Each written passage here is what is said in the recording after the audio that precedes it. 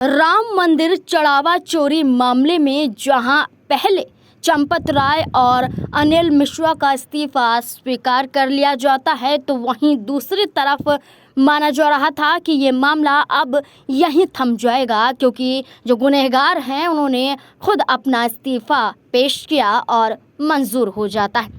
लेकिन चंपत राय के एक पत्र के बाद ये साबित हुआ कि वो अभी भी अपने आप को बेगुनाह निर्दोष साबित करने में लगे हुए हैं।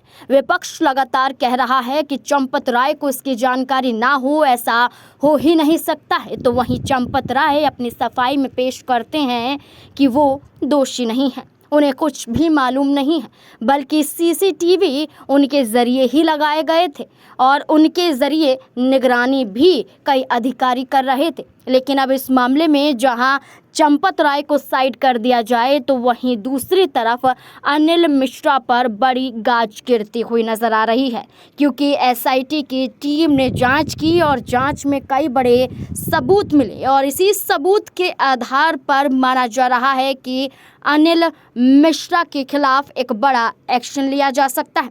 एसआईटी की रिपोर्ट के आधार पर ट्रस्ट के पूर्व सदस्य डॉक्टर अनिल मिश्रा को आरोपी बनाने की तैयारी चल रही है।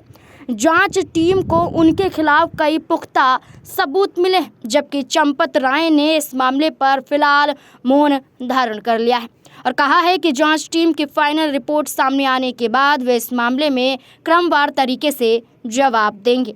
आपको बता दें कि अयोध्या में राम मंदिर ट्रस्ट की बैठक के बाद सामने आए नए खुलासों के अनुसार जांच एजेंसियों को अनिल मिश्रा के खिलाफ कई पुख्ता सबूत मिले हैं, जिनकी अभी पुष्टि की जा रही है। जांच टीम का मानना है कि वित्तीय मामलों और नकदी संकलन की निगरानी के लिए जिम्मेदार होने के बावजूद जानकारी होने पर भी उन्होंने चोरी रोकने के लिए कोई भी बड़ा कदम नहीं उठाया, कोई भी प्रभावशाली कदम नहीं उठाया। इसके साथ साथ ट्रस्ट की बैठक के बाद वित्तीय व्यवस्थाओं को लेकर कई नए खुलासे सामने आए। सूत्रों के मुताबिक नामित कोषाध्यक्ष गोविंद देवगिरी की भूमिका बेहद सीमित थी और बैंक संबंधी व्यय पर उनके हस्ताक्षर भी नहीं होते थे।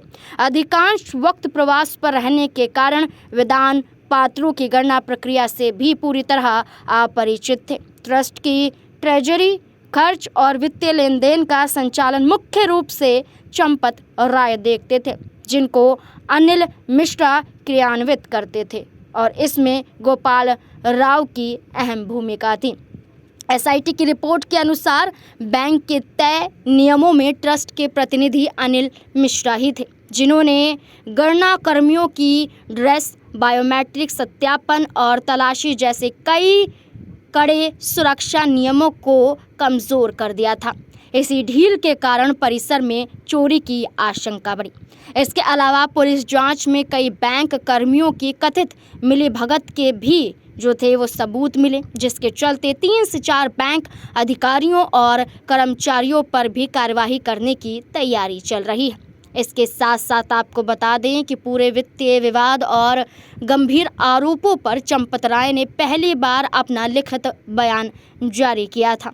उन्होंने कहा था कि वर्तमान में उन्होंने इस संवेदनशील मामले पर पूरी तरह मौन धारण किया हुआ है और एसआईटी की अंतिम रिपोर्ट सार्वजनिक होने के बाद वे सभी आरोपों का एक पॉइंट वाइज जवाब देंगे। हालांकि मामले में अब तक किसी भी जांच एजेंसी या पुलिस की ओर से अनिल मिश्रा को आधिकारिक तौर पर आरोपी बनाए जाने को लेकर कोई औपचारिक बयान जारी नहीं किया गया है। लेकिन चर्चा ये है कि चंपत राय को लेकर जांच है, लेकिन अनिल मिश्रा पर जो शक के बादल हैं वो मंडराए हुए हैं। माना जा रहा है कि जो बड़ी लापरवाही और जहां नियमों की धज्जियां उड़ाई गई वो अनिल मिश्रा के जरिए ही की गई। अब देखना होगा कि इस मामले में और क्या कुछ नया मोड़ आता है।